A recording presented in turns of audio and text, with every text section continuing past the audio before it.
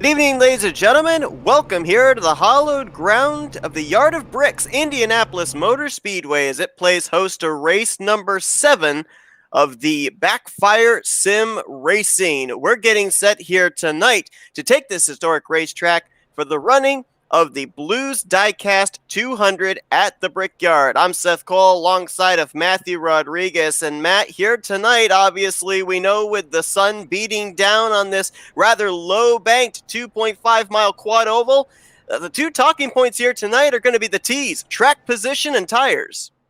Absolutely. Track position is so vital here. Of course, when we get into a long run, Indy is historically known for being a strategy track. Not really very many cautions, not very many incidents going on here typically. So it's going to be about track position, just maintaining it and not kind of burning up, which leads into your second point, tires. Tires are going to be very vital here. Obviously, with this being a somewhat flat track, almost no banking here, the right front's going to be doing a lot of work here, and you've got to maintain that right front to stay up front.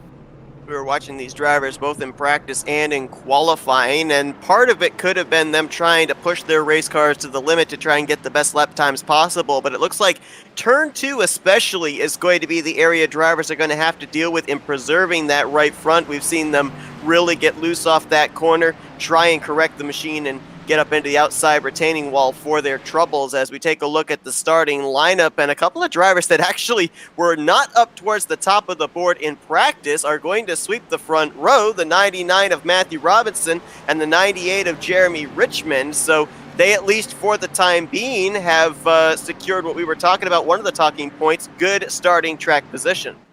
You know, I almost want to add on to your point a little bit earlier, but it's a toasty one out today. It looks like 80 degrees outside. The track is running about 120-ish, 125-ish degrees. So, of course, it's going to be a very slick track all the way around. And, of course, as you also mentioned, that with Indy being very well known for the long green flag runs, usually caution-free, we've had 4 different drivers go to victory lane in the first 6 races this season. There's going to be a lot of drivers here today that may roll the dice on strategy, and we could see a 5th driver be able to take a turn to victory lane here. Realistically, one guy that I really have my eye on has to be Matthew Robertson. Of course, he kind of came out swinging, won the opener at Daytona. He had a second-place run last week at Charlotte Oval. I'm kind of liking this. It's kind of, at least in my kind of messed up mind, it's a merge between Daytona and Charlotte. I think he probably can get the job done here today. Well, he certainly got the momentum on his side and a fast car to boot. He'll have clean air going into turn 1 as well, which is really going to help for the downforce of the race car. Not going to have to deal with the aero push that everybody else on back is going to have to deal with in the early stages. Here we go. Who's going to get to kiss the Yard of Bricks? 80 laps going to decide it as we are racing at Indy.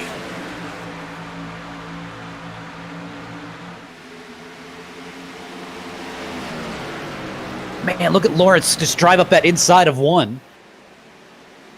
Hooks up the inside line on the white line with the left sides. He will clear Jeremy Richmond for the 2nd spot. Battle's going to be for round 5th, and we've got a car that having some connection issues. I believe that was Brock Silvati in the 97, and he was right around 3-time winner DJ Daniels' back bumper. Now he's going to actually have a challenge from Kyle Spees in the 36. That's going to be battled for P6. And you got to think of DJ Daniels' perspective here. He really just wants to add on to his lead here. Of course, wins are nice. You want to keep adding wins. Obviously, wins mean more points. But he's kind of in that safe scenario where he doesn't have to push. He can kind of, I know it's kind of funny, but he doesn't really have to push. He doesn't have to really attack, per se. And he's had, I won't call it an up and down season, but it's been kind of interesting because he ended up winning the 2nd, 3rd, and 6th races of the season so far. So he's won every other race. So if the statistics hold, if the trend holds, he won't win this week, he'll win next week. Obviously, as you said, he'd love to continue to rack up those bonus points and actually win back-to-back races. As we just saw in exchange for 3rd place. Keep an eye on the 24 of Corey Saucier because he was the fastest car in practice, and that was pretty much for the entirety of practice. So I would say if you're looking for a driver that's good on the long run, look no further than the 24. Now, Seven, looks like we've kind of single filed out all the way through the top 15. And I know it's already about lap 3, but now we get to talk about our favorite part of the day, which is fuel strategy and pit strategy. Of course, Yep. you're always going to be wanting to take tires as you're coming in, but the big discussion will be 2 tires or 4 tires. Another big discussion will be how much fuel do I take? Obviously, if you wait for a full tank of fuel, you're going to want all 4 tires on it. It's going to take about the same amount of time. But you can always roll the dice, take 2 right sides, put a little bit of gas in it, and run to the next pit stop. What's your take? Well, honestly, I think you're probably going to want to go with the 4-tire strategy, because if we were running with maybe a little bit of overcast, maybe a little bit more grip in the track, then I might start to consider the 2-tire strategy. But with the way that these drivers in practice were slipping and sliding around, and we're even seeing some drivers still having a little bit of a loose condition off of turn 2 and even off of turn 3 into that little bit of straightaway between 3 and 4, that's going to be wearing that right rear tire down quite a bit. Plus, you take into effect that the right front's going to be wearing with the aero push running in traffic of drivers in front of you. I think you've got no choice. If you want the maximum speed out of your car, give me 4 Goodyears every time I'm down pit road.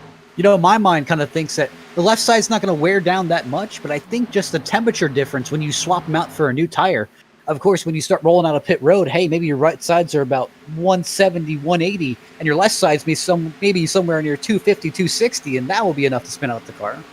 We've got a car in trouble off of turn 2 and onto the back straightaway. That was the 8 of Ryan Sizemore. Big plume of smoke as he was disabled down there on the inside line. Oh. And it looks like he has had to teleport to pit road. Not sure if he might have hit the wall or if the engine just expired on him. What happened is looks like the 43 of Ryan Phillips has got a little bit slick going in the corner. Actually, it looks like Sizemore may have gotten to the left rear of the 43. Kind of held him around, and unfortunately the 8's looks like the worst part of that, but both the 88 and the 43 were involved. Tough break there for Ryan Sizemore. He's trying to make his way up into the playoffs, 24th in the overall stands, and of course the top 16 are going to be the ones to advance. And Christopher Hubka, he got almost a little bit of assistance entering one from the 79. Amazing save. And that has stacked them up 3 wide, 2 rows deep down the back straightaway. Hopefully they're going to at least get to double wide before they get into 3, which indeed they will do. But boy, drivers not willing to lift, not willing to lose the momentum, and we had ourselves 3 wide formation for a couple of rows for a brief moment.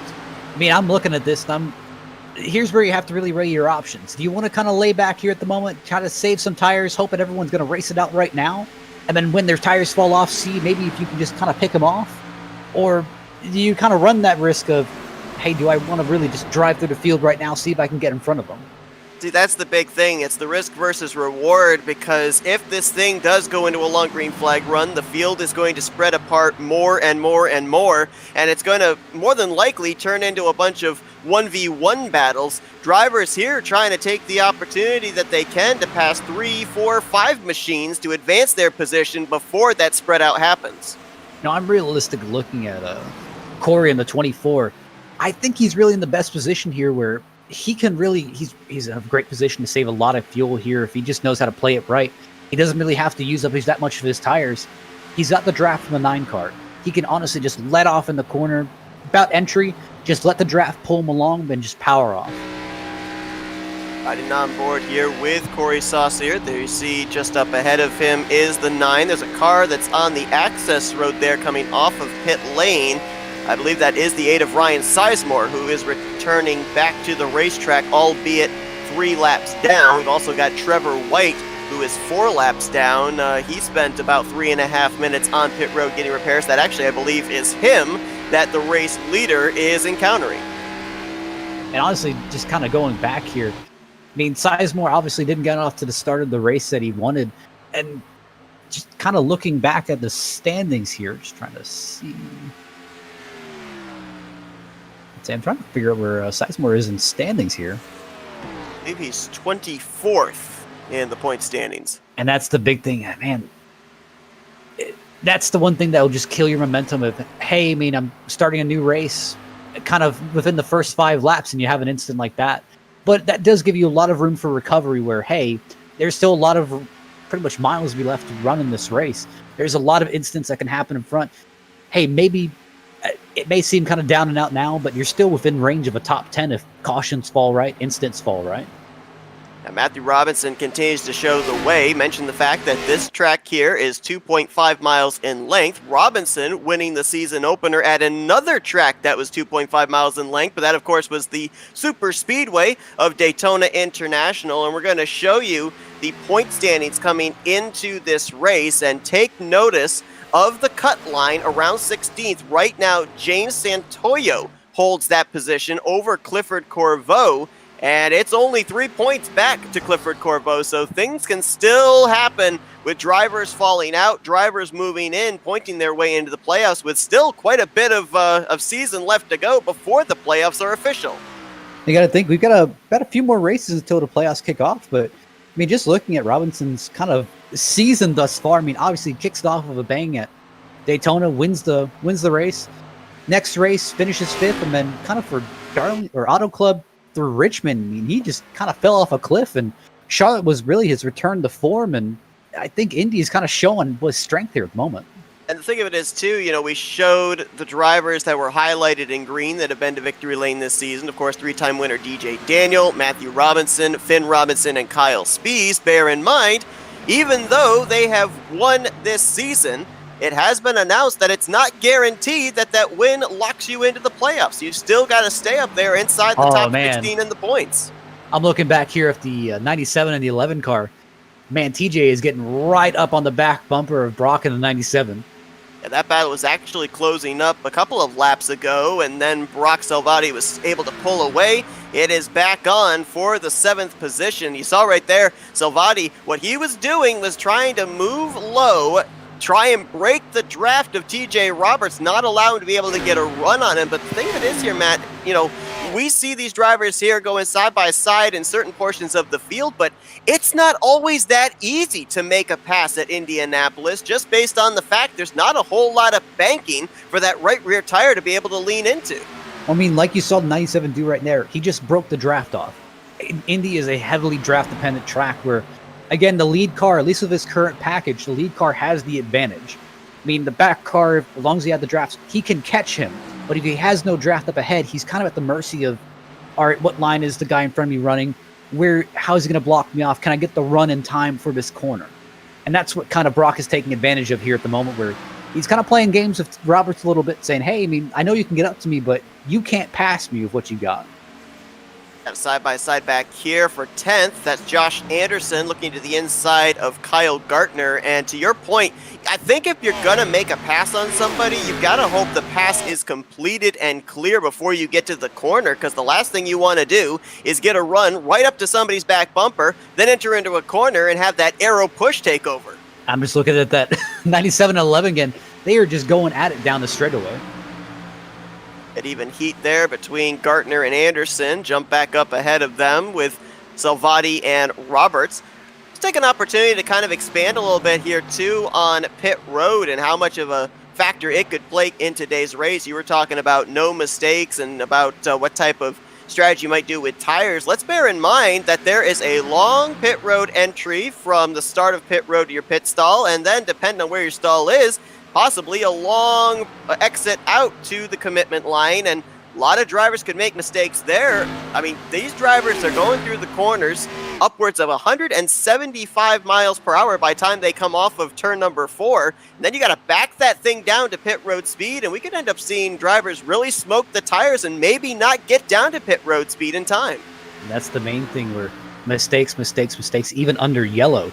Pit road mistakes can really cost you. Pit road speed is 60 miles an hour, and these cars, like you said, they're running about 160, 170 through here. They can complete a lap in about 55, 54 seconds.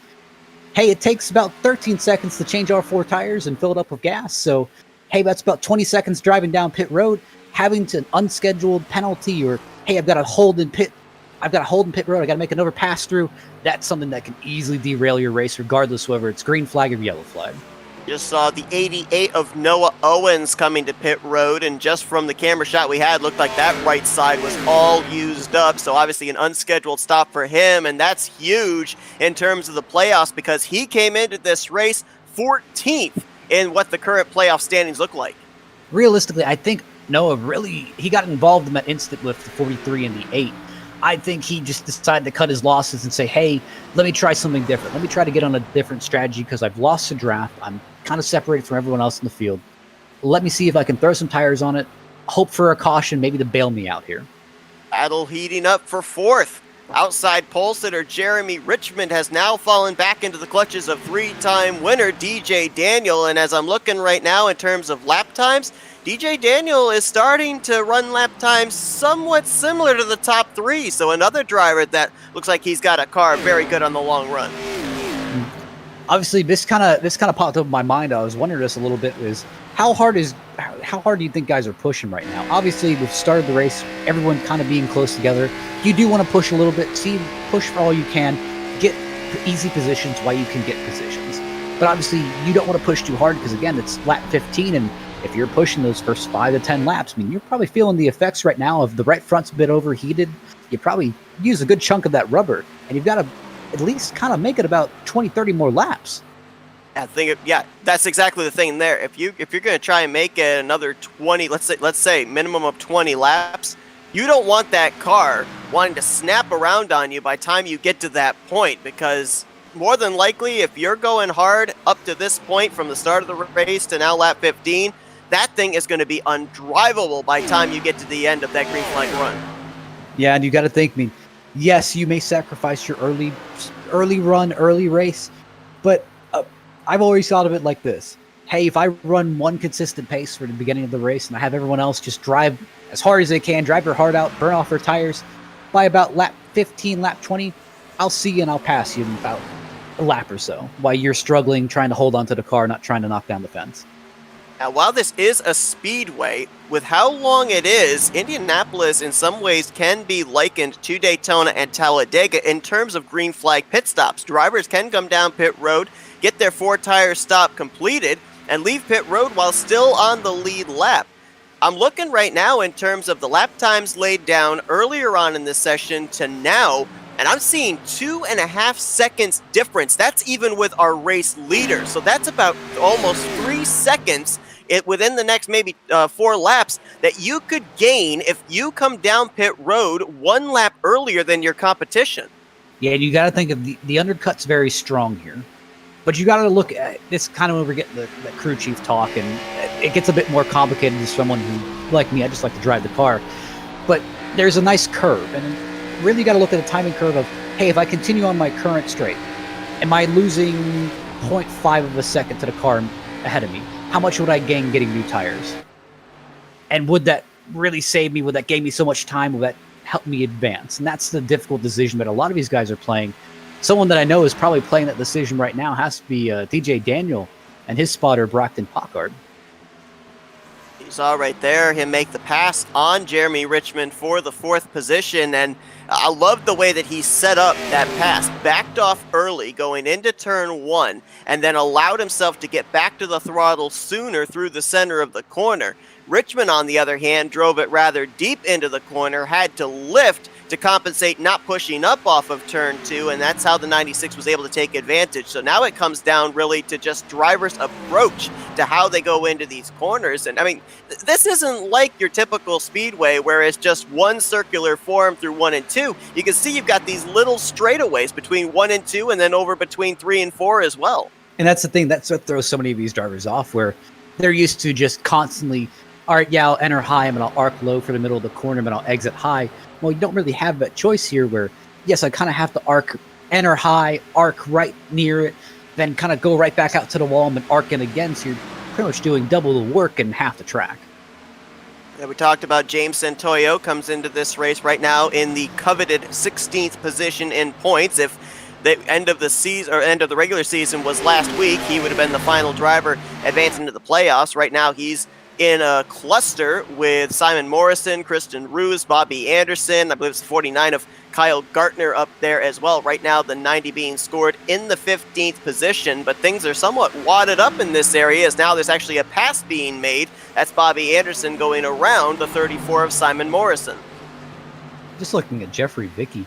I mean, Vicky's kind of looks like he's on an island of his own out here, and that's almost not the right thing to say. Right now, the 97's kind of backed up a little bit more to him. But I've been looking at Vicky's times, and Vicky has been, it almost looks like right now, one of the fastest people on track. And you would be correct. He, at least that last time by, was the 4th fastest car on the racetrack. Fastest car was actually the 24th, 3rd place, Corey Saucier, with a 54.168. He was the only driver to actually run in the 54.1s. And you got to think, I was looking a bit earlier with the 8 car kind of working his way through the field here. And that's going to be another big kind of discussion point, which is lap cars. Obviously, this track is not very forgiving with lap cars, not very forgiving with lanes, since there's one really heavily dominant lane that a lot of these drivers want to run, and they want to take advantage of the majority part of the racetrack. Of course, when you get another car near you, especially a slower car, I mean, hey, you kind of got to rapidly change how you see the track and how you enter. And I mean, I think we saw it in the Indy 500 a few years ago. That slight miscalculation can take down the fence out of 4. And a tough break for Ryan Sizemore after the early issues. He has now made the left-hand turn to the garage area after just coming down pit road. Looks like he will be finishing this race in the 28th position. We saw another driver coming down pit lane for what looked like an unscheduled stop, the 83 of Bud Barnes. We talked about how we ended up having Noah Owens 14th in points coming down pit road for an unscheduled stop. Well, 13th in points is where Bud Barnes is, so there's a couple of drivers down near that cut line that have made some early unscheduled stops here today. I was just watching Jeffrey Vicky kind of track down Brock on the 97. Looks like he just kind of drove into the wall on the front straightaway. I'm not exactly sure what caused that, but do you think brain fade might be kind of setting in here? It could be, or it just could be the tires going away, because the car he was trying to run down, Brock Salvati, he actually almost brushed the wall there off of turn 1. So we're starting to see now, 20 laps into the run, the rear grip is going away for a number of these drivers. 97 made a great move to stay off that wall, and on the exit of 1, I just saw that man, he barely missed it. I'm not sure what's going on with the 36 of Kyle Spees, but he's down on the access road here through 3 and 4. I guess he's coming to pit road. Normally drivers would pit out of turn 4, but he instead took the access road on the entrance of turn 3. I think he may have been under the impression that it was the IndyCar Oval and that he had to enter there, but I didn't see anyone else enter through there, so I think he might have gotten his information wrong. Well, there might have actually been something in driver's meeting that we're not aware about. Maybe they were told they had to use that access road here for green flag pit stops. We'll see if anybody else uses it. If so, then we'll know it's not just a trend. We'll know it's actually a ruling here tonight for drivers. And that could be just for communication purposes. Make sure that a driver doesn't make a late choice to come to pit road and maybe get run over off of the turn 4 exit. And that's another thing. I just heard 90 of Angel Santiago just kind of call out over comms saying, hey, don't run me over, I'm pitting. And that's so many vital things where you may think, hey, there's a second of a car in front of me or a second of car behind me, and I don't need to call out my pit stops. But I'm telling you, those guys in front of you and guys behind you, they heavily appreciate you calling out your pit stops, because last thing you want is, oh man, I'm really catching him through his turn 4. Oh no, he's pitting, and evidently slam into the back of him. Yep. Looks like you are correct. 90 of Santiago on pit road, along with Brock Salvati. Also, the 13 of Chris Papa and the 60 of Zachary Woods on pit road this time. And we're going to have to wait and see about our race leader. He's been out here in clean air, but as we know, with no draft, that translates into him using up an awful lot of fuel as well. So we'll kind of use some of our top 5 contenders right now as a template of just how far you can go on fuel. It's almost looking like if these drivers can't make it to lap 40, that we're looking at least at a 2-stop. Some of these other drivers that just pitted now might be looking at a 3-stop strategy. Easily, but I'm going to tell you, if I'm in that top 5, I'm looking for the leader. I'm looking at what Robertson does, because he's going to tell me, hey, if he goes longer than what I have in my mind, every one of these drivers in the top 5 has a lap that they want to come in the pit road. But they're really looking at their competition saying, hey, am I coming down too early? Am I getting new tires too early? Or so on and so forth. So if Robertson comes in early, Lawrence is going to look saying, huh, and he came in a lot earlier than I expected him to come in. Do I change my strategy and come in with him, or do I kind of run to the end of my number? We're riding on board inside the gyro cam of the 7 of Josh Anderson. I want you to take note of the yellow bar there on the bottom of his panel. That is the throttle control, and you can see there's very little lift. There's a couple of times he gets out of the throttle just a little bit, but he's practically flat out around this track, and that's while in the draft of the 21 of Vickery up ahead of him. Definitely an interesting idea there. I'd be letting off a little bit more. Jeremy Richmond, he's on pit road from inside of the top 5, pitting from 5th place. Simon Morrison in the 34, also on pit road this time. And that's something that I just noticed here too that I'd forgotten, that Indianapolis has those concrete pit stalls, and the transferring from asphalt onto the concrete, that concrete can be awfully slick when your tires are worn, so you got to make sure you don't overslide in your pit box. And you got to remember, I mean, this happens almost every year in the Indy 500, where that pit road does have bumps when you're entering in, and that can easily unsettle the car if you're not prepared. Here comes second in points, Christopher Lawrence, pitting from the 2nd position. So he is now on pit lane. Doesn't look like anybody's coming down around mid-pack this lap, so it will be a very lonely pit road for Christopher Lawrence, which in some ways isn't necessarily a bad thing. You've got that wall that separates pit road from the front straightaway, and sometimes when you've got 20, 25 drivers coming down pit road all together, it can get awfully congested.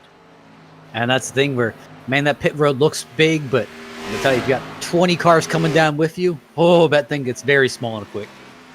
Looks like James Santoyo and Jordan Stencil came down afterwards. They were quite a ways back behind the driver we just saw pit road, the 9 of Lawrence. And looks like our race leader has now made the duck onto pit road along with Corey Saucier. So that's going to turn the race lead over to DJ Daniel. He'll get himself a lap led, and with our race leader coming down here on lap 27, Matt, I mean, let's assume that maybe this is the furthest they can go. Let's give them a generous 30 laps. They can make it on a tank of fuel. There's at least one more pit stop in these guys' future.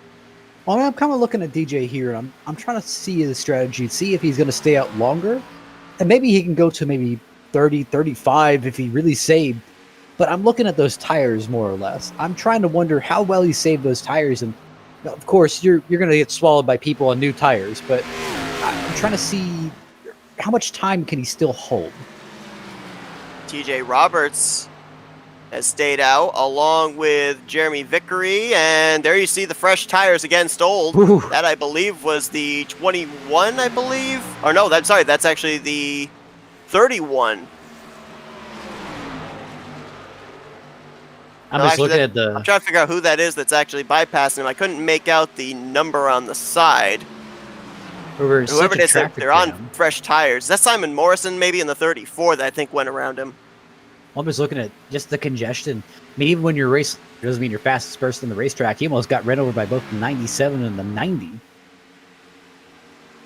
That's who it was. You're right, the 97 of Brock Salvati. So my apologies, not being able to peg who that driver was. As we have had some more of our lead lap cars come to pit road. Christian Ruse, Josh Anderson, they were just on pit road along with Bobby Anderson in the 18. We're still waiting on the 96 to hit pit road, and looks like it will be this time.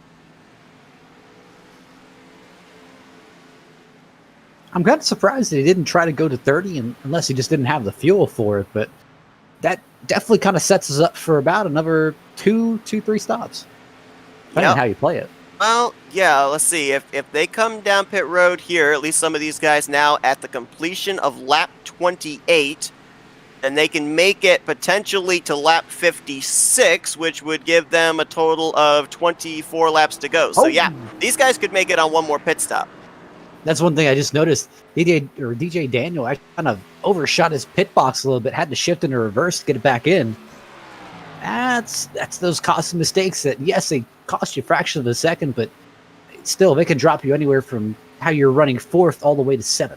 Well, just like at a super speedway, as we said, that little fraction of a second on pit road could translate to 2-3 seconds lost on the racetrack when everything cycles around. That's the thing. That's when the frustration kind of sets in where, I mean, hey, didn't I pass this guy 3 times during this race? And you realize that, yeah, I passed him 3 times, but man, he just had better pit entry than me. Kyle Gartner going to come down pit road, and he will be the last driver to come down pit lane to complete this cycle. Kyle, in the 6 starts so far this season, 3 top 5s, 4 top 10s, 5th in the overall standings, and gets himself a bonus point for a lap led. It looks like the race lead is going to turn back over to Matthew Robinson, and he will have about 2 seconds between himself and Christopher Lawrence, with Corey Saucier, Jeremy Richmond, and Kyle Spees, who remember was one of the first drivers up inside the top 10 to pit. He took advantage of those fresher tires, and it moves him up to 5th. Saucier kind of catch my attention there because he really lost a lot of time on his pit stop. And through that entire pit cycle, I mean, he was right on the bumper of Lawrence, and now he's almost about a second and a half away. He did get caught up in that kind of lap traffic there with the 88 and the 83, though. Drivers that really benefited from coming down pit road early. We've already mentioned the 36 of Spees. He's up to 5th. And Jordan Stencil in the 64, who was outside the top 10 when the pit stops began, now finds himself cycled around to the 9th position. So now it comes down to a big choice for these drivers, Matt. Do you come down pit road and short pit again if we have a second round of green flag pit stops, run the risk that you might be anywhere from... Oh! Yikes, what a hard hit right there, right in front of the race leader. That was the 31 of Tyler Halligan. No caution as he kept it straight, but that nearly just took out the 99 of Robinson. And it really looked like he was trying to attack the 43 and kind of dug a little bit too deep, got his tires right below that white line, right in almost the no-no zone, and back end just snapped out. Did a great job of catching and not taking out the race leader, though.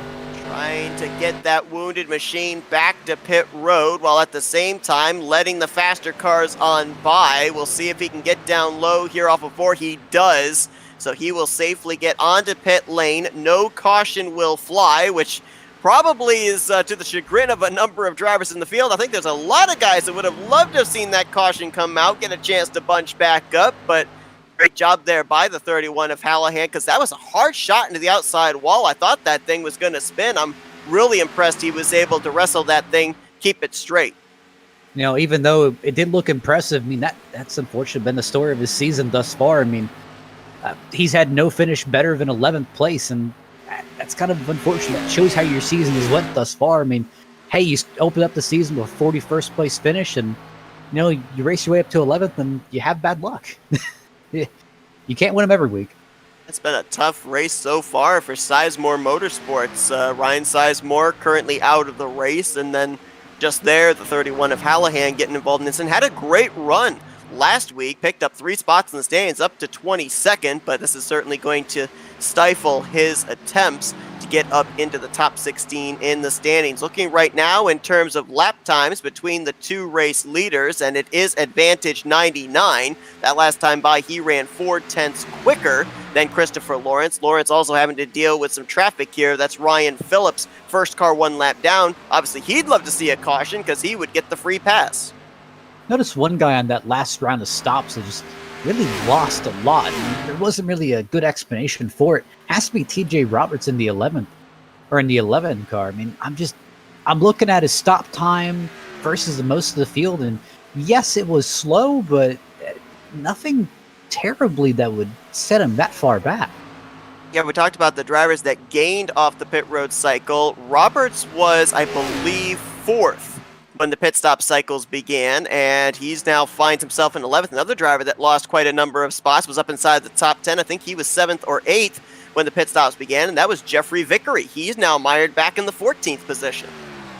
I think Vickery may have repaired just a little bit of damage that last pit stop, but again, that's just a heavy loss. Those are kind of the... Whoa, gracious.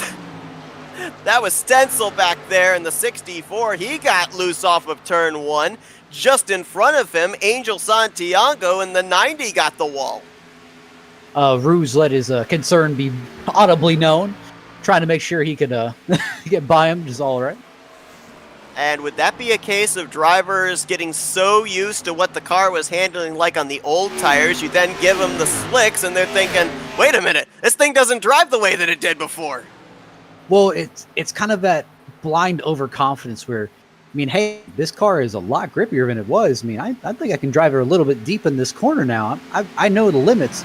And then also they're looking at their tire wear from the previous run and saying like, hey, I mean, I only used 80% of my tires. So, I mean, I can push a lot harder earlier in this run, and I wouldn't be at that great of a disadvantage. So they're pushing a lot harder. And again, they're dealing with the consequences of it. Looks like we have another driver out of the race. Tyler Halligan has brought his wounded car into the garage area. Looks like he'll join his teammate back there and will finish in the 27th position. That'll be another spot the 23 of Trevor White will be able to pick up, as he will move up to the 26th position, albeit 6 laps down. We've got a total of 26 drivers that are running, 22 of them on the lead lap, and we're closing in on halfway here at the Indianapolis Motor Speedway in the Blues Diecast 200 for the BackFire Sim Racing. We're going to step aside for a commercial break. We'll come back here in just a moment. You're not going to miss a thing. We're going to go FRN side by side. Welcome, race fans. This is Paul Page, the voice of IndyCars. And today we're excited to present another IndyCar event brought to you by the Dark Horse IndyCar Series. From the Unzers to Mears, Foyt, and Andretti, now it's Corley, Peterson, Davies, Gardner, and team. You can expect high speed, incredible wheel-to-wheel action, and intense drama that you could only get in an IndyCar. So sit back and enjoy your favorite drivers from all over the world take the track. Dark Horse IndyCar drivers, start over.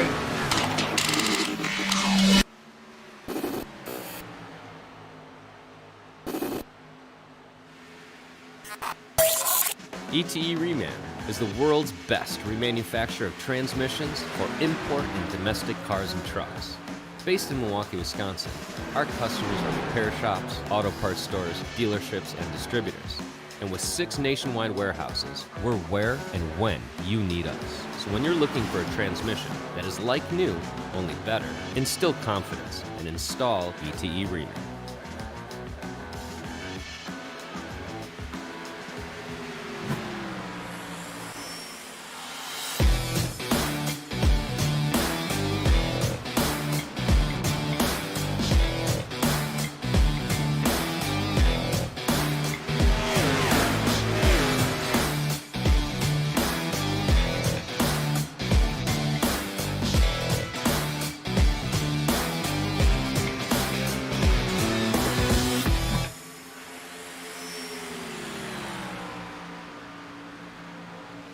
Welcome, race fans. This is Paul Page, the voice of IndyCars.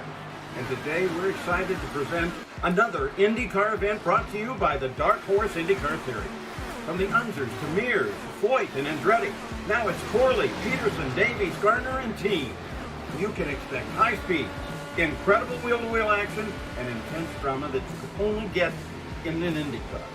So sit back and enjoy your favorite drivers from all over the world take the track. Dark Horse IndyCar drivers, start your engine.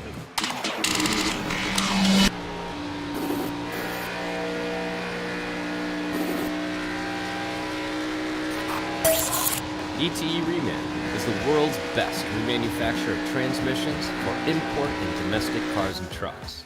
Based in Milwaukee, Wisconsin, our customers are repair shops, auto parts.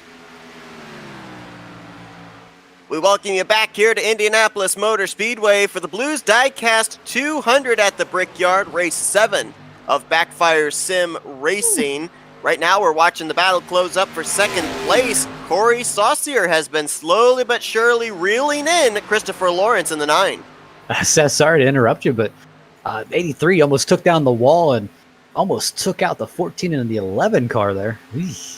That'd be Bud Barnes, who's already made an unscheduled pit stop here today, running 1 lap down in the 24th position. And we've seen a number of drivers here today that came in around that 16th in the standings cut line have early issues, but I'm even seeing drivers up here towards the front that have been having some problems. Before we went to break, Angel Santiago was into the wall off turn 1, and he actually brushed the wall again 2 laps ago in the same vicinity. So we're starting to see drivers that are doing what you were talking about, Matt, that fine line of, do you push it and run the risk of the handling going away, or do you try and save your stuff for the long run and maybe not gain as much track position as you would expect?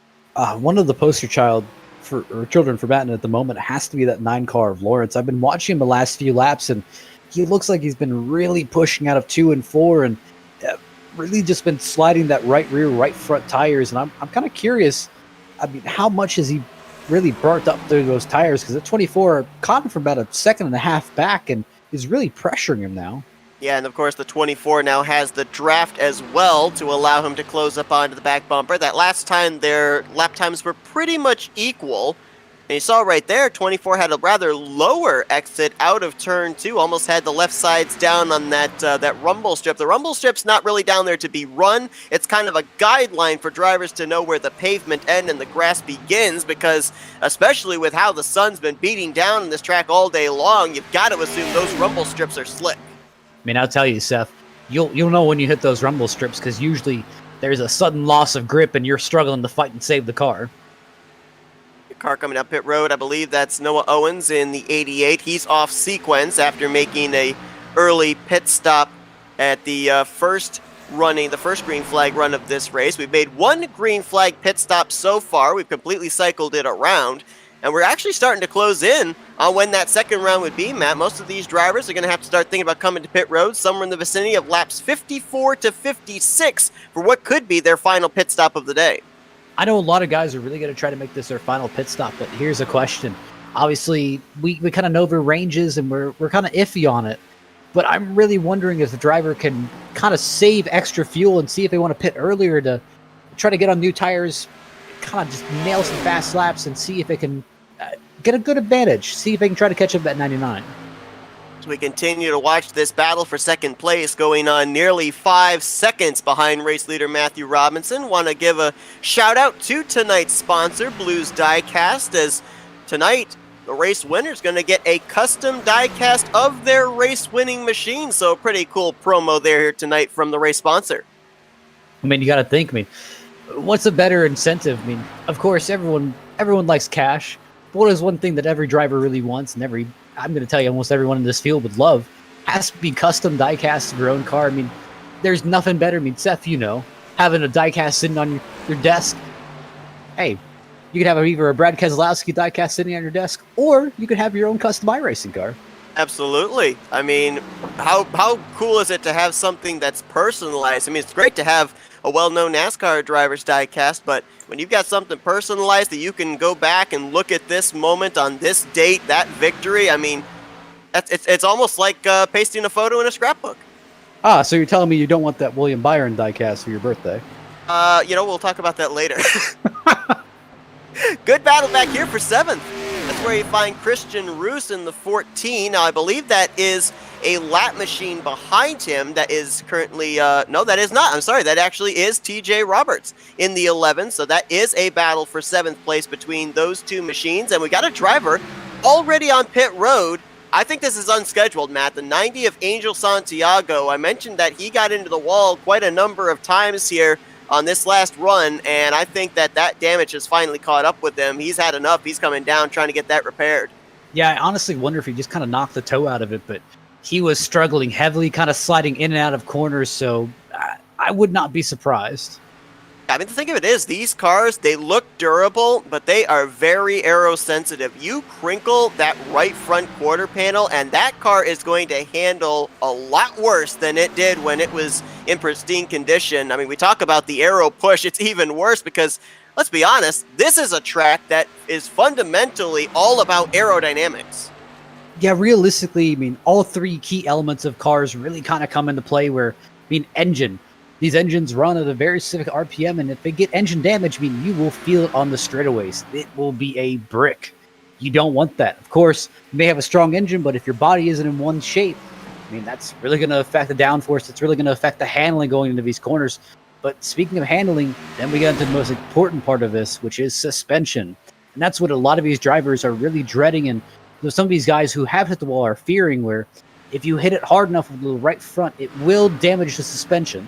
And it will kind of offset the car, make it almost grind going into the corner, almost making it want to drive straight. And that's what some of these drivers are kind of dealing with. So you notice, like Angel Santiago, he was kind of overdriving the car, getting the back of the car to over-rotate, which, again, will lead into a lot of those accidents that we've been seeing. Battle for second place is about to be side by side. Corey Saucier has made a couple of looks to the inside of Christopher Lawrence. He now is there. We'll see if Lawrence is going to give way when they head into turn 3, or if he's going to continue to try and battle him. might not have a choice because the 24 does have the preferred line. Hooks it right down on the white line, and is he clear? Nope, not quite. Lawrence back on the top side again. You gotta remember, the side draft is a bit strong in these cars. If he can really get his nose in there, he could probably just disrupt the air on the back of the 24 a little bit, give himself a bit of an advantage. We got Zachary Woods coming down pit road in the 60. Simon Morrison also down pit road in the 34. Now, this would be too early for drivers to be thinking about making a pit stop and reaching the end of this race. That would be lap 52, the earliest drivers could pit to be able to make it to the conclusion without having to come to pit road again. I mean, I've been hearing TJ kind of over the radio working out deals with cars just to kind of get by him with him being a bit faster. I saw him work with Christian Ruse and Kyle Spees, just kind of working to get around them, and he's got some speed here, but the problem is he's got no one in front of him to really give him that draft to kind of just take off. And he's also got 30 seconds between himself and the race leader, and it doesn't matter how good of a pit stop you have here, you're not going to be able to gain that amount of time unless the other 5 drivers ahead of you run into some type of pit road issues. So TJ Roberts, strong race car, but definitely needs a caution to come out for him to be able to showcase it in an attempt to get to victory lane. And you might be thinking like, hey, if I'm 30 seconds away from the next car, I mean, what incentives do I have to really keep running this race? Where you got to think, I mean, tides can change very quickly. Fortunes can change very quickly. Where, hey, let's say Matthew Robertson, he speeds on pit road. I mean, that's pretty much a lap that he's going to lose. So easily you get yourself into the top 5. Again, if a wreck happens, you put yourself in the first 3 rows, you have a great chance of getting in the top 5, even getting the win. Always run all the laps if you can. I mean, look at Trevor White. I believe he missed the start, and he was destined to finish back in the 28th position. 2 drivers have retired since we went green, and so now he's up to 26th. And, we talk about this all the time, Matt, at the beginning of the season, that finishes that you get in the first 5 races, while they may seem inconsequential then, they could be the difference between whether you're going to make or lose out on getting into the playoffs, and it could come down to just singular points. And that's the thing where I'm the one guy, but I got my eye on right at this moment that parked it earlier in the race has to be Ryan Sizemore. I mean, I'm looking where he would be is about 24th, 23rd place. And, hey, that may not sound too amazing, but again, that's 3 or 4 points you can gain on this one racetrack by, just going around and running laps. It doesn't sound great, but those 3 or 4 points can really help you out in the pinch. Well, maybe these drivers know something I don't know. I was just going based off the calculations of how far our race leaders went on that last green flag run. But we've got the 5 of Chris Hubka, who's now on pit lane, and we just saw the 98, our outside pole sitter, Jeremy Richmond, hit pit road. Again, as I said, if my calculations are correct, they're coming down pit road about 2-3 laps too soon to be able to make it to the conclusion. But maybe, just maybe, they're coming down now, trying to take advantage of those fresh tires, and they might run this final 30-lap run in major fuel conservation mode. Well, there's a couple of kind of scenarios that could be happening here.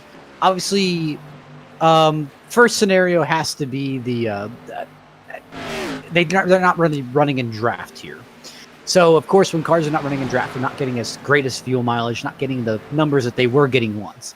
So if cars like Hubka may have been running a lot of single car runs, they've only found a car to tuck in behind just to pass. That could be an idea. But it's almost like you said, where they could be running the race backwards. We're looking like, all right, well, to get to the end of the race, I only need to run 23 laps on this tire and this fuel stint. So I run my 20 laps, and then I'll make a 30-lap dash to the end of the race. And maybe that undercut will just give them just enough to get in front of someone they're looking for. A driver who has backed his pace down, I mean a ton, is the 36 of Kyle Spees. I mean, most drivers that last time by ran the 54s, 55s. He ran a 57, and now he's bringing his machine to pit road. Yeah, I'm not exactly sure what happened. I don't know if he hit a wall or really anything tragic like that, but he lost about half his speed there. Lost a position at the time that we saw to Jeffrey Vickery, and Vickery just pulled away as if the 36 was maybe down a cylinder, but now he'll come down pit road, and now we're getting into that window where drivers would probably be able to make it the rest of the way, but I'm going to throw it back to you, the point you just made there, and I think it's the most prevalent point so far, the fact that with it spread out now, a lot of drivers not having the draft they had back on the first green flag run when everybody was all wadded up at the initial start of this race, that could definitely lessen the fuel window of how far you can go. Well, what I'm really looking at here is Matthew Robertson and just seeing how the 98 passed him so effortlessly, but as soon as he let him pass, I mean, he tucked up right behind him. And the fact is, I think easily Robertson could outrun the 88 and the 42, as you see the 88 just got to the wall there, but easily I think he could outrun both of those kind of lap down cars here. But it's the fact that he doesn't want to. He'd rather just stay behind them as long as they're running up the speed. Hey, save a little bit of gas. You don't have to do that much. And of course, it's not going to be the end of the world if I don't put him a lap down right now.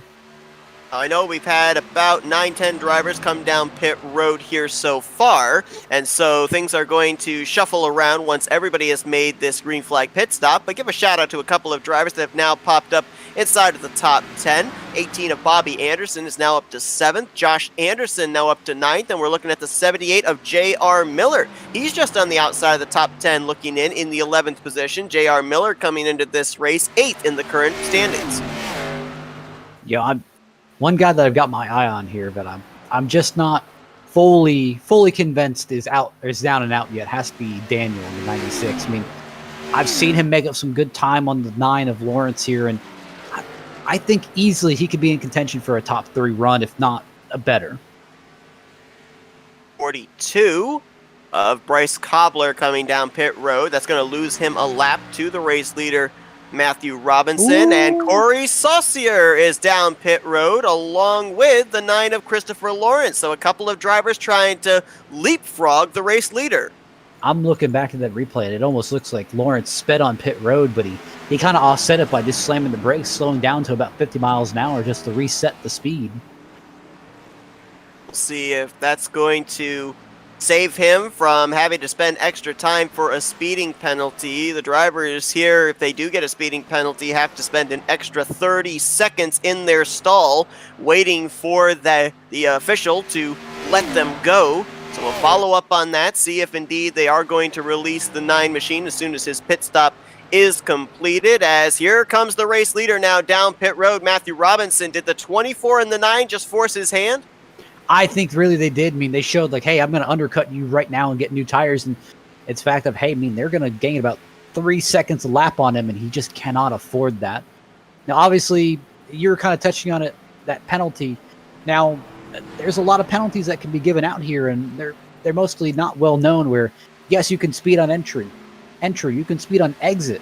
You can even merge too early, and most of those penalties all result in a pass-through or a stop-and-go penalty. So regardless, you're going to be ending up coming back onto this pit road somehow if you do mess up. They did indeed release the 9 machine. We'll wait to see if indeed he was good to go and would not receive a penalty for speeding on pit lane. We just saw the race leader on pit lane. Also, the lap machine of James Santoya was on pit road. And I believe we also had on pit lane the 64. That's who it was. Jordan Stencil was on pit lane. Here comes DJ Daniel, now down pit lane in the 96 from the race lead. And I'm kind of curious about TJ Roberts' move. I wonder if he's going to keep going further. Because, I mean, it kind of looks like he was saving his tires early in the run. I wonder how much he has left on that car, or really if the fuel mileage can take it further, since he was in a lot of draft earlier. Yeah, I'm trying to also figure out what the strategy is of staying out this long. The only thing I can possibly think is you're trying to make sure that you're not going to have to take on nearly as much fuel running towards the checkered flag. Save a little bit of extra time on pit lane, because the field is so spread out. We've had a couple of near moments where a caution might have come out, but up to this point, we have run 56 laps clean and green. So if you're planning on staying out and trying to trap a lot of drivers a lap down with a caution coming out, I'm not sure the odds are in your favor. Well, see, that's kind of the idea, and you touched on it a bit with running the race backwards and kind of just doing your pit strategy different, where instead of doing your 20-lap run at the end of the race, you do your 30-lap run at the end of the race and just swap that 20 elsewhere.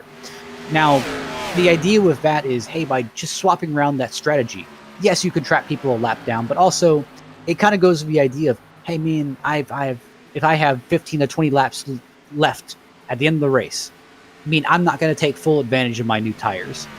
So by doing this, they ended up doing a 20-lap stint on brand new tires, going as hard as they can.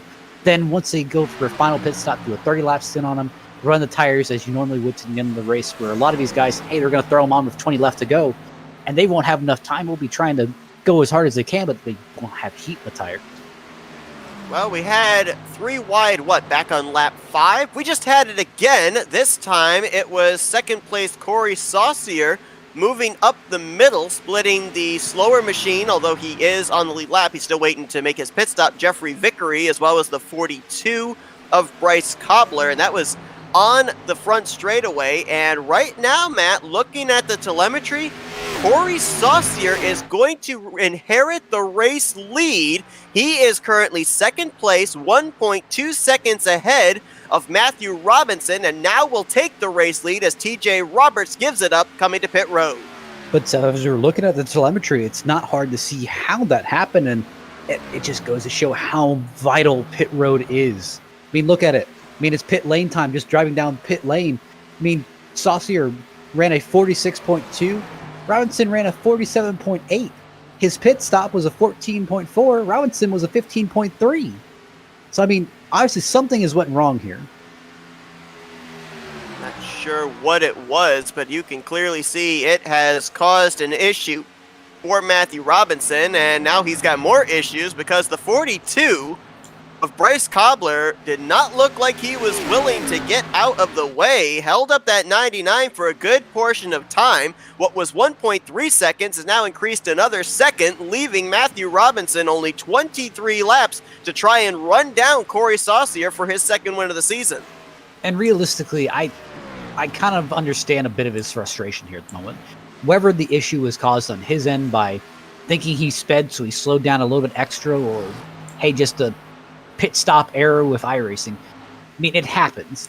But the key thing is, hey, when you have these issues, you've got to keep a calm, level head, and you have to understand me.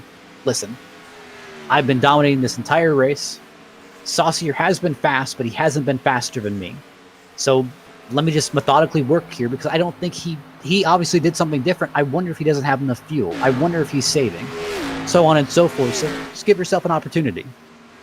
I gotta wonder about the mentality of the 42 there of Bryce Cobbler. I was looking back to see if maybe he was a teammate to the 24, but no. The 42 has no team affiliation. Saucier is out of CRC Motorsports, so I'm not really certain why the 42 didn't just move out of the way for the driver on the lead lap, give him the opportunity to be able to get up there, challenge the 24 car. I mean, you saw right there, I think that was the 21 of Jeffrey Vickery. He moved drivers right, let the 99 by no problem. It could always go back to mentality of, and again, even the rulebook states this, where the driver who is behind, it is their responsibility to get by the lap car get by the lap car without wrecking them or having incident.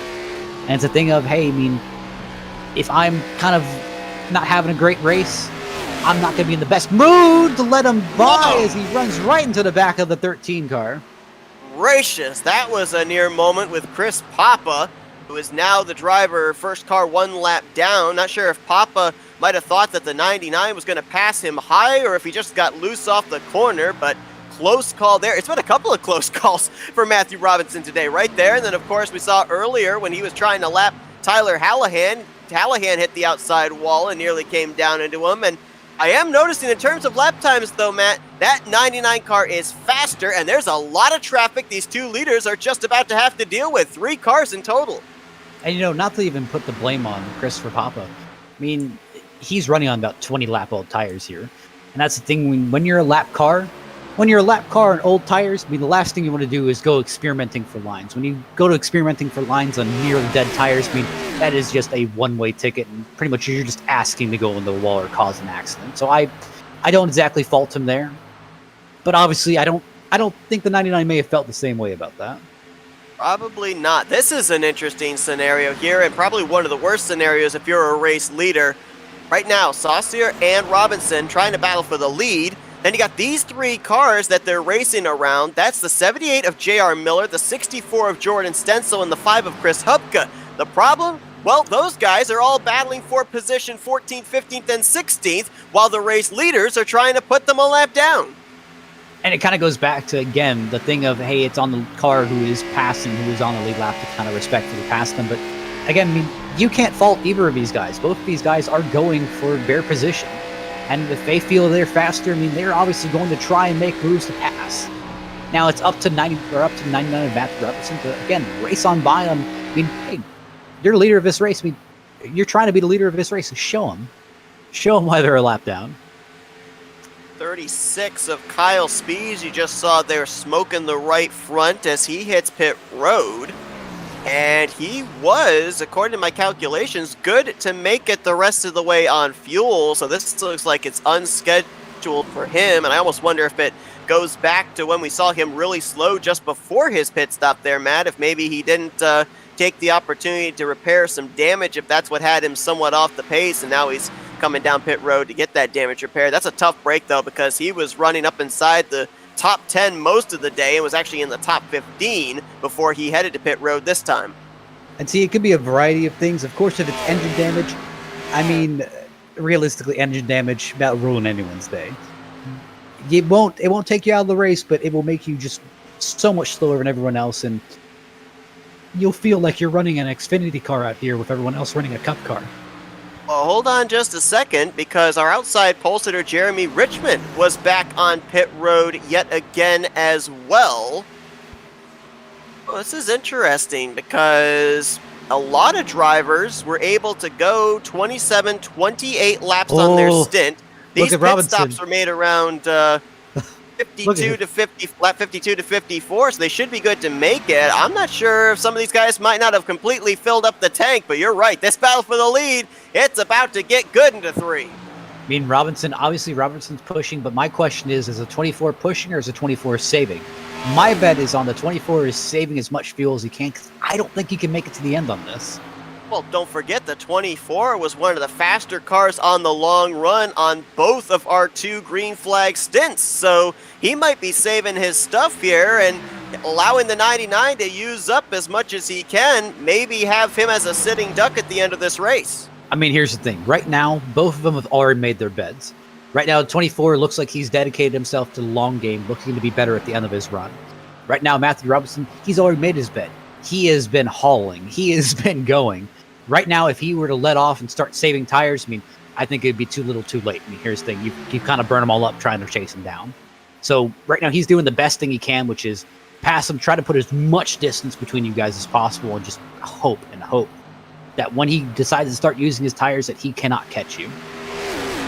DJ Daniel may be a 3-time winner this season, but the points are still close after 6 races. I mean, the driver we're looking at taking the race lead, Matthew Robertson, our Daytona winner, he's only 23 points back, 4th in the standings coming into this race. So, depending on the circumstances here, how many points he gains and what happens with drivers like Christopher Lawrence and DJ Daniel, who are out right now 1st and 2nd in the point standings, I mean, we could be looking at Robinson taking the points lead heading into the concrete mile of Bristol next week.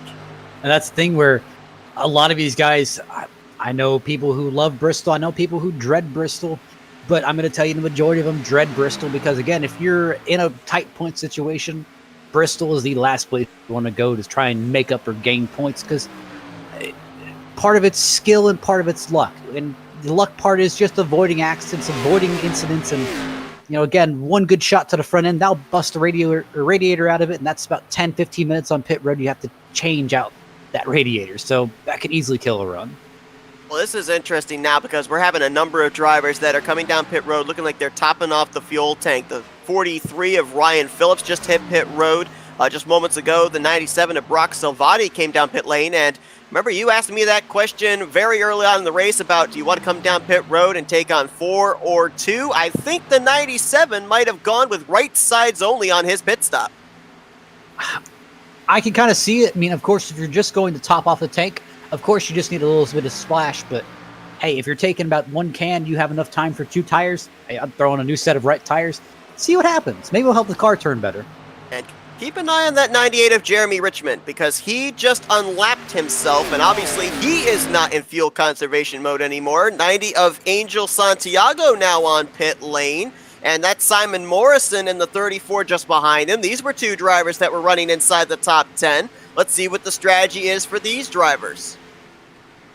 I'm just looking here. Obviously, you got the 24 of Corey getting passed by the 49 of Kyle here. Of course, their team, or I think the 9 and the 49 are teammates. So I wonder if you kind of play a little bit of a long game here, see if you can get your teammate to kind of slow down the competition. I mean, it certainly would help you out. There's no doubt about that, but I don't know if you would necessarily need a teammate to slow down the competition because, let's see, the 49 of Gartner, he was last on pit road 8 laps ago, and Lawrence was on pit road 6 laps before that, 14 laps ago. So I'm not necessarily certain that the 49's in fuel safe mode at all. Yeah, realistically, the guys that I'm really looking at who are probably in the best situation here has to be TJ Roberts, because I think he might have a slight bit of edge because he's been really good at saving fuel. He's been really good at saving tires for later in the run. I think that'll really aid him here.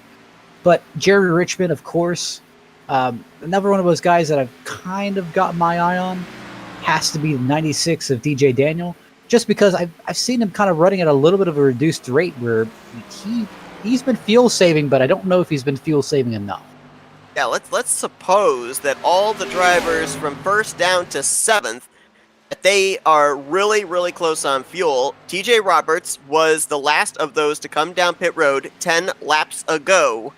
If he can stay ahead of Jeremy Richmond, he might have enough to make it to the end, but you know, a question I'm going to ask you here, Matt, because in all honesty, I'm not all that familiar with the areas where you can save fuel here in Indianapolis. I mean, how much, let's say they came to pit road with what, about 29, 30 laps to go.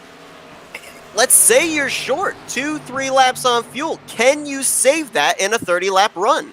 If you know from the very beginning of the run that you need to save that fuel, possibly. And you need a lot of good situations, a lot of good scenarios to help you out here. I mean, you need to be about tucked up behind another car. You need to accept that, hey, I'm going to lose time here on the car in front of me. But by losing this time on the car in front of me, I'm going to save these laps of fuel. You have to be okay with that. And of course, if a caution comes out, I mean, you have to be okay with that completely ruining your strategy, putting you in a worse position because, hey, you're back in traffic now because you let all these guys pass you. Here's the 98 of Jeremy Richmond. Right now, all drivers in the top 7 are running in the 54-second bracket. Jeremy Richmond is running in the 52-second bracket. He just made a pass there on Christian Roos for 7th place. The gap right now between him and race leader Matthew Robinson is about 46 seconds. 10 laps to go. I don't think he's going to be able to close that gap up unless all these drivers up ahead of him absolutely cannot make it on fuel. Well, just imagine the shakeup here. I mean, imagine a caution comes out here in the last 10 laps. I mean, again, you got to look at people. I mean, of course, almost the top 5 is almost a shoe in the pit, but then you got to look back at the 98 and like, I mean, he does have a little bit of newer tires, but not that much. I mean, is it enough to take a gamble and say, hey, green light checkered? Hey, let's see what happens. Jeremy Richmond is 9th in the point standings coming into this race, gained 2 spots after last week. And we're looking here at the 96 of DJ Daniel. I don't know if Florence is just running in the draft of the 42 trying to save fuel, or if the 96 thinks it's go time, but that gap for 3rd place is now less than 5 car lengths. I'm partially wondering if the reason that Daniel is kind of really hauling here is he sees that big group of cars and says, hey, man, I kind of want to save a little bit more fuel. Let me see if I can just kind of get the draft a little bit and kind of pull up a little bit. 9 laps to go here at Indianapolis. We have run the entirety of these 72 laps under the green flag. We've seen 2 cycles of green flag pit stops, and now it comes down to who's got the fuel to make it to the end. Matthew Robinson has led a majority of today's race. He did lose the race lead after the 2nd round of green flag pit stops, but got it back just as quickly as he lost it. He's searching for his 2nd win on the season, and he's got about a 2.5 seconds back to the 24 of Corey Saucier, who definitely 42. looks like he's been saving. 42 almost goes around. That was an amazing save. It really looked like he was trying to arc down, trying to defend his position from the 64, and kind of got in those white rumble strips, and the thing almost came around. Able to keep it going, though. Cobbler 2 laps down in the 22nd position and has some lead lap cars racing around him now. Let's go back to that battle for third place, because now Lawrence has cleared the traffic that he had, and DJ Daniels has done the same. The two of them about 0.6 of a second separation. Man, I'm just looking at the 21 and the 24 here. God, they are battling here. And you got to think, like, the 24 is like, hey, man, just let me by here. And obviously, I wanted to try to chase down the leader, and the 21 saying, hey, man, I'm trying to fight here. And 21 Vickery trying to hope a caution will come out. He right now is the first car 1 lap down, and he's got about 9.5 seconds back to the next lap machine of Jordan Stencil. So as things stand right now, he would easily be the free pass car. He's currently in the 12th position. We actually got a good battle between some drivers that were able to put themselves back on the lead lap, racing themselves around the leader. Kyle Gartner looks in his rearview mirror, and there's the 78 of J.R. Miller for 10th place. And you got to think, I mean, obviously both of those guys know that the leader is right behind them, but that really can't influence their decision here. I mean, you got to think, hey, that's a position in front of me. That's a top 10 in front of me. Of course, I'm gonna try my hardest to take it. And just an update on the 98 of Jeremy Richmond, 10 laps into his run, and he is now running lap times similar to the race leaders. That shows you just how quickly the tire fall-off comes into play. About 10 laps will gain you time on those fresher tires, but then it all cancels out once that right front and right rear start to get worn, as it's now going to be 5.5 laps to go when Robertson hits the back straightaway. The gap still maintains about 1.7 seconds between himself and Corey Saucier. Then it's a full 7.5 seconds back to the 9 of Christopher Lawrence. So right now, I've kind of got in my mind, right now it looks like Robertson's kind of confident he can make it. So I wonder, when he was kind of riding behind the 24, if he maybe saved a little bit of fuel, just kind of let off and coasted a little bit. You know, obviously he was coming, but I'm just wondering here. Well, now he's going to have to deal with some traffic. He, I believe, just went back around J.R. Miller. Daniel just took down the fence, it looks like, off of, I think that was 3. Got way loose. Oh, well, actually, I take that back. He didn't hit it, but he almost did. And that lost him touch with the 9 of Christopher Lawrence, who he was in a pretty good battle for third place with. He now falls about 1.5 seconds off the bumper of the 9 machine. Now, whoa, gets loose again. They're off of turn 1. I mean, to be honest, I think this is at the point where I'd kind of back it down a little bit, kind of start driving a little bit more conservatively, because I mean, I've got 30 seconds on the car behind me. I mean, right now it looks like the 9 in front of me is going to be a kind of a wishful thinking here. I'll take a 4th place finish over a 20th place finish of a damaged car. Absolutely. Yeah, cut your losses. I mean, as we mentioned, DJ Daniel, maybe a 3-time winner, but even though you win this season, it doesn't mean you're locked into the playoffs. You still got to stay up inside the top 16 in points. And so, to your point, a good points day, 4th place, absolutely take that, because if you find yourself wrecked with maybe 2 laps to go, you can find yourself outside of the top 10 when, in all honesty, you've been run up inside the top 5 the entirety of this race. I mean, I'll tell you from experience, I think I'd be a lot angrier if a damaged race car than a 4th place finish. Oh, yeah. No doubt about it. Is Jeremy Richmond. Oh, we nearly had a caution right there. Richmond was taking the 6th position away from Bobby Anderson. Anderson got the wall, nearly spun it with overcorrecting there through 3 and 4, but he keeps it straight. Heck of a save. We nearly just had that late race caution you were talking about. That was amazing awareness from Bobby Anderson. I mean, of course, he was trying to save the car, but he saw the 98 out there, so he kind of swapped the wheel back, trying to get it away from him, and did an amazing job. Oh, a car way up the track there as Anderson was battling with him. I believe that was a lap machine. Christopher Papa. Yep, the 13 able to keep it straight as he was up there brushing the outside wall. I mean, I'm not giving this win to Robertson just yet. With the way we're seeing some of these guys slipping and sliding around out there, there still could be our first yellow of the day. And how ironic would it be after we've run 95, 96% of this race under the green flag, that a caution decides to come out here just before the white flag is displayed? I'm going to tell you, I mean, the 24 is jumping up and down saying, man, that looks like a caution. Race control, Why aren't we calling that a caution? And the 99 saying, what do you mean, what caution? Everyone's still straight. 24 seeing debris everywhere on the track. Debris out of 4, debris out of 2.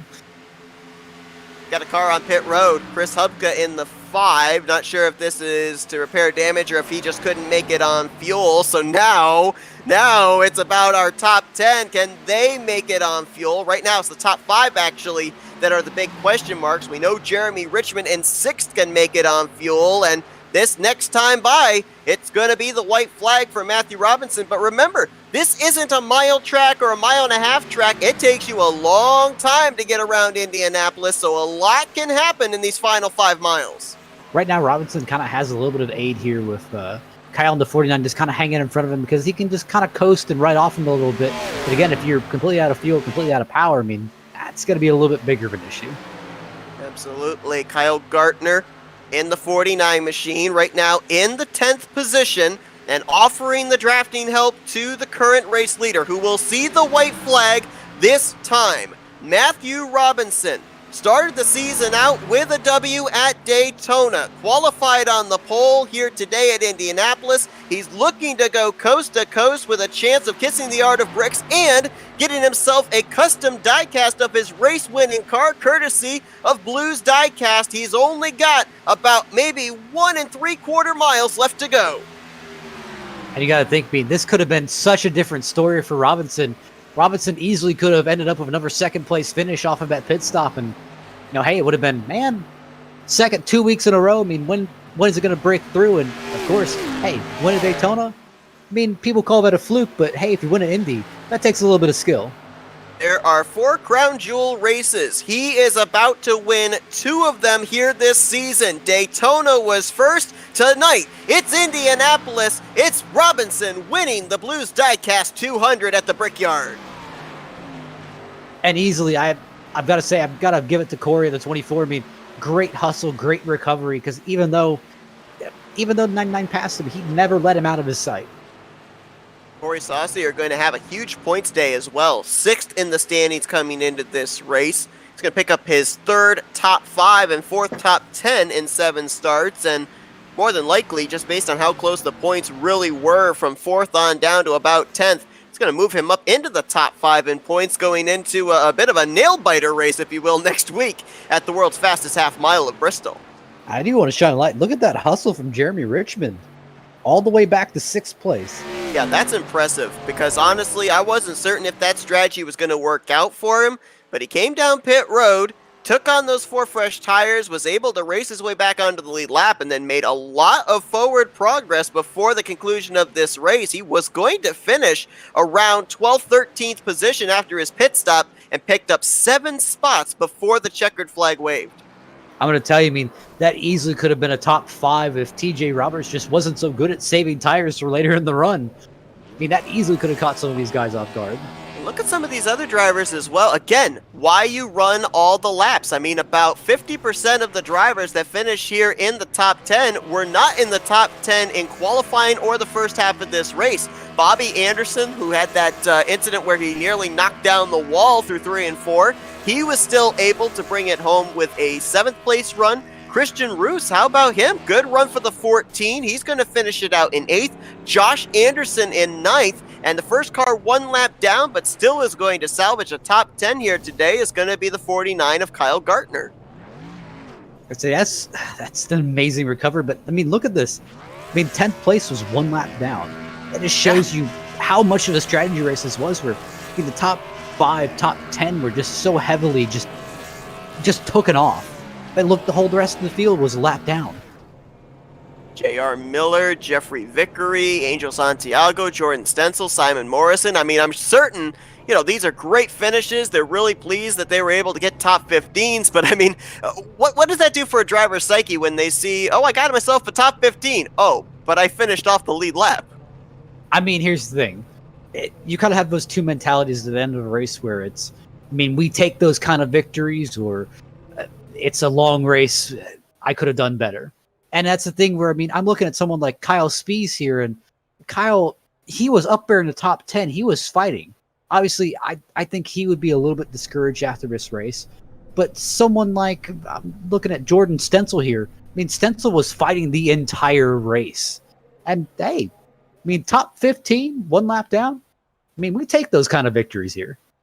He also struggled last week at Charlotte. So, he dropped 4 spots in the standings. So certainly a little bit of a pick-me-up here tonight for the 64 as he was 12th in the standings. This will certainly help him to get away from that cut line. The one driver I'm a little bit worried about here heading into Bristol is going to be Chris Hubka. He did not have enough fuel to make it to the end, had to come down pit road and top it off on that final run I think it was about 2 or 3 laps to go. He was 15th in the points coming into this race, right around that cut line. He could be on the outside looking in when we get to Bristol next week.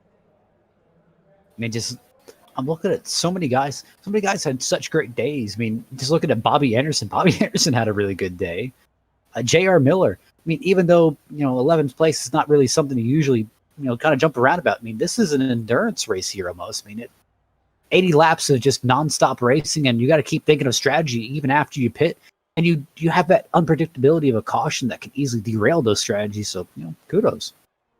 And again, don't forget, as we said, finishes like this, while they may not mean much right now, they certainly could translate into a playoff spot further on down the road when we get to the regular season finale.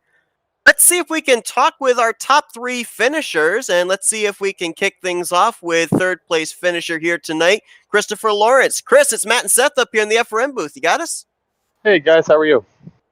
Man, we're doing great. Boy, you had yourself a rocket ship out there. Very fast race car, up in the top 5 all day long, but what little more did you need out there to be able to get up there to the 24 and the 99? Did it come down to just the car itself, or maybe did it come down to pit strategy? What I feel like I probably needed about 2 or 3 more races to catch up to those guys. They were pretty fast tonight. Eliminating some of the mental errors. It's a long race, and you're doing the same things for 80 laps, so you got to stay consistent. And had a couple of those tonight, which I think slowed us down a little bit. But Matt Robinson and Corey Sauce here were just fast tonight. Now, the 2 things that we talked about here tonight were track position and tires. Obviously, the track position took place in the early stages of this race when all you drivers were clumped up together. But, I mean, how much were those tires screaming when you got close to the end of those long green flag runs? Oh, man, Indy sure eats up the tires. So they were going quick. After about 10 laps, you're really feeling it, and you're starting to slide those corners, and it really comes down to, being mindful of where you're at and, controlling the throttle to make sure you can still get those hard runs coming out of the corners.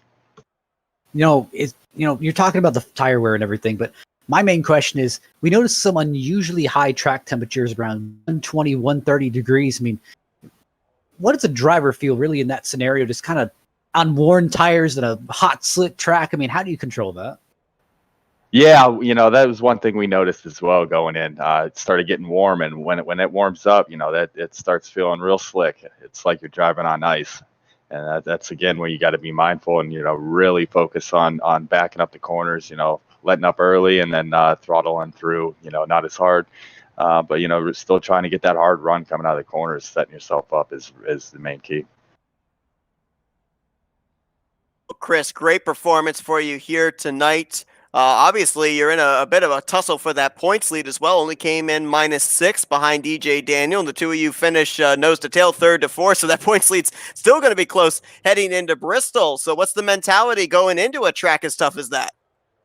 Yeah, next week is going to be a tough race. A lot of these guys, they're tough competitors. So next week is all about staying clean for the full 200. And just trying to finish as high as you can. It's going to be, a little luck and a little skill involved. All right, well, Christopher, congratulations on your 3rd place run here tonight, your 4th top 5 of the season. We're now going to turn the microphone over to you. Let's do some thank you sponsors and shout-outs. First, I want to thank Blues Diecast for sponsoring the race tonight. It was a huge help for them, getting them on board with us. I want to thank my team, Rebel Racing, Chris Hupka, Kyle Spees, Kyle Gertner, and Jeffrey Vickery. They were a huge help tonight, helping me get to the top. So I want to thank them. And I also want to thank Flatout Racing Network, you guys, for coming on, putting on a great broadcast as always. We're really happy to have you on. That's Christopher Lawrence, 3rd place here tonight at the hallowed ground of Indianapolis Motor Speedway. Congratulations there on a great run, Chris, and best of luck to you next week at Bristol. Thank you, guys. We'll hope to see you again next week. And let's see now if we can get our second place finisher, Corey Saucier. Corey, it's Matthew and Seth up here in the FRM booth. You got us? Guys, how you doing? And what a race here today. We knew that Indianapolis was going to come down to pit strategy. It usually does. That final pit stop that both you and the 99 made, you came out the race leader. What little more did you have to keep him in your rearview mirror? More speed. I don't know what else I could have done. I felt like I ran a pretty strong race. Everything was pretty clean. I don't know. 99 was the class of the field, and he was pretty much untouchable. So, hats off to him to putting in the work, and I'll take second here. That's for sure. So Corey, I got to ask. Of course, it's a great points day for you. Second place, that's great. But I've been looking at the last few races all the way from Auto Club. When are you gonna get this win, man? Well, I hope one day Lady Luck turns around and gives me something. I'm definitely putting in the time, so I'm hoping hope one of these days something can break. But apparently, I just got to get in the test sessions and practices more than Matthew does, and hopefully find a track where maybe he's not so good and I'm a little bit better. But just want to make the playoffs. Hopefully, we can make some noise, and I strive for consistency everywhere, and I hope that no matter what I do, I at least end up with a top 10 minimum for most races. All right, so Corey, we were trying to work the numbers here of how far you guys could make it on a tank of fuel. Obviously, things are a little bit thrown off with the fact you guys had the benefit of draft on the first long green flag run. Not as much draft available to you guys as the field got spread out on that second run. But just how close were you guys on fuel? How much further could you have gone?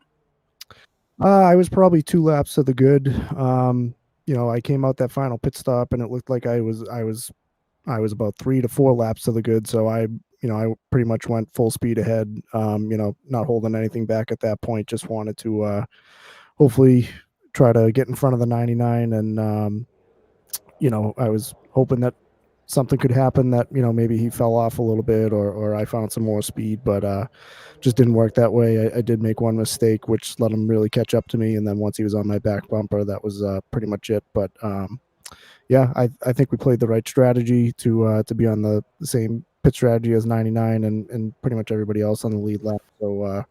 So I think it worked out pretty well. Well, Corey, congratulations on a second place run here tonight. This now moves you into the top 5 in points as well, heading into Bristol next week. We're now going to give the opportunity for some thank you sponsors and shout outs. Yeah, definitely want to thank my 2 main sponsors, Guiding Graphics. Check them out at guidinggraphics.net, as well as Flavor Bomb. They got a lot of great seasonings and rubs for any type of meat and pretty much any type of food you can think of. Thanks to all the sponsors for BackFire Sim, Butt Kicker, Blackgate Security, Splash and Go, AJ Hotspot, JR Mobile Detailing, all those guys for making this league happen, and hopefully we can keep it going here. That's Corey Saucier, started 5th, finishes 2nd for his best finish of the season here tonight at the Indianapolis Motor Speedway. Congratulations, Corey, and good luck next week. You guys, appreciate it. And let's see if we can now go down to Victory Lane, where for the second time this season, Matthew Robertson gets to celebrate. Matthew, it's Matthew and Seth up here in the FRM booth. You got us? Yes, sir. Man, you must like the configured tracks that are 2.5 miles in length. You open up the season with a win at Daytona. You follow it up here today at the Brickyard. Man, we talk about the fact that there are 4 crown jewel races in NASCAR, and you've won at 2 of them. I mean, what was the feeling when you crossed the line knowing that you get to kiss the yard of bricks? Well, man, I felt like I had a pretty good piece the whole time. I just wanted to, stay out front, and then that last pit stop, man, I was really sweating it. Corey got by me right there, and all these laps got in my way, but I knew I'd run him down at the end. I had a little bit of fresher tire than he did, and I pulled it off. It was just I was really sweating it those last 20 laps. Speaking of that last pit stop, we kind of looked, and you missed his time by about a second. But was it really a second caused that much and really kind of put you at that big of a disadvantage, or was there something else? Well, that's I was planning on pitting the lap before, the same lap he was, and um, I think it was a car running real slow, and I had to just keep going. So, um, I just went the next lap, and I was just being cautious, make sure I didn't speed on pit road. Spin out, trying to slow down, or coming out of the pits. I was trying to just keep it safe and be smart, and we pulled it off, man. I normally I've been fast everywhere, just been lagging out, and um, sh- um, just had some bad luck. But hopefully I can get some wins at some smaller tracks and really show what I can do. Matthew, I want to quickly touch here on traffic. You mentioned, I want to expand on it just a little bit. I mean, we know that with the long green flag runs, the field's going to get spread out, and with the green flag pit stops, it's going to get spread out even more. Now, while the lap machines would have been a help to you with the draft to be able to save fuel, we noticed as well a little bit of difficulty getting around a few of them as you were trying to reel the 24 back in to take the race lead. I mean, how difficult was it to make passes on traffic today? Most of the time it was okay, but towards the end there, a couple of the cars wanted to stay low, and I wanted that low line. It was really a one groove racetrack here in Indianapolis, and you just gotta feed off that bottom, and if you're running, run the outside, try to pass them, especially on old tires, you're definitely gonna lose a half a second or more to the guy behind you. So it was just wrong timing with a couple of cars, but most of the races it was pretty clean. Everyone pretty much made way to the leader, and I really appreciate that. Well, Matthew, congratulations on your second win of the season. We know that you're anxious to get down there, not only kiss the yard of bricks, but of course going to be waiting for that custom diecast of your race-winning car here tonight as well, courtesy of tonight's sponsor, Blues Diecast. So congratulations. We're going to give you the opportunity now to do some thank yous, some sponsors, and some shout-outs. Yes, sir. I definitely like to thank Noah for doing that. That was really special of him to do that, and really nice of him. I can't wait to see it. But I definitely like to thank JKR Motorsports, Jeremy Richmond. We've been rolling this year. I think we've won 5 out of the 7, I think, races. Definitely like to thank DJ, my teammate, and Brock. We all work together really well. Practice through the week, and help each other out. Trying to pick up speed.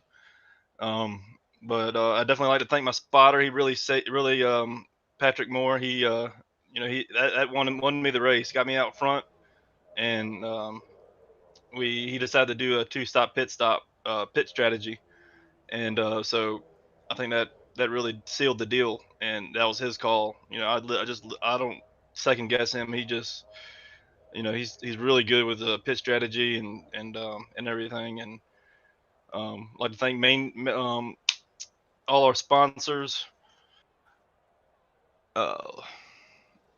Main Street Auto, Matt Rob Cuts, Rocco Sign Shop, and Auto Ventures and JR's Mobile Detailing. They're all Auto Ventures and JR Mobile Detailing are sponsoring the league now, so I'd really like to shout out them and thank them for doing that for us. And thank y'all, and thank BackFire. That's Matthew Robinson. He got to burn it down here tonight at the Brickyard, his second win of the season as he takes the checkers in the Blue Diecast 200 at Indianapolis Motor Speedway. Congratulations there, Matthew, and best of luck next week at Bristol. Yeah, that'll be interesting. Appreciate y'all coming on here. And so as our coverage concludes here tonight from Indianapolis, I mean, Matt, you kind of called it right from the very beginning. Indy known for the long green flag runs. We didn't see a single caution here tonight, but as we knew, pit road was definitely going to play a factor into the outcome of this race, not only for the race win, but for drivers that were either able to sneak their way up inside of the top 10 or drivers that might have had some mistakes late and fell outside of a good finishing position. I'm actually kind of scared. I mean, I hope we just didn't jinx ourselves with that nice green flag run, and we got the next week at Bristol, and man, that's going to be probably a few calamities. Man, they don't call it the Last Great Coliseum for nothing. And it's actually, if you think about it, too, our first official short track. They did run Richmond a couple of weeks ago, but definitely Bristol is going to be the shortest track they've run so far this season. And we talked with Matthew Robinson about traffic here today. Oh boy, race leaders are going to have their hands full of traffic next week, that's for sure. That's the main thing where, at Bristol, realistically, even lap cars can be such a big pain for the leaders, since there's really one primary line around Bristol that everyone loves to run. And even if a lap car who's definitely slower than the leaders runs that line, definitely can stack the entire field up. I'm looking right now at the point stands. They have been put together after the conclusion of this race. And if I'm looking down around that cut line, from 15th, which is the first position above the cut line, down to 18th, which is 2 positions behind the cut line, there's only 20-point separation. Let me name you off the final 3 races of this regular season. Bristol next week, then we go to Texas Motor Speedway, and then we finish the thing off with where we started. Daytona is going to play host to the regular season finale. Talk about 3 wildcard tracks where a lot can happen around that cut line.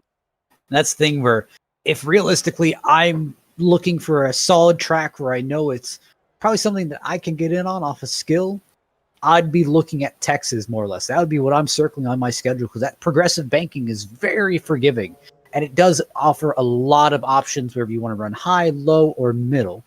Now, Daytona is really, you don't want to rely on Daytona to get into the playoffs, where Daytona, I think we've documented this plenty of times before, it's so tragic. And it's so hard to really say, hey, I need 3 more points to lock myself in.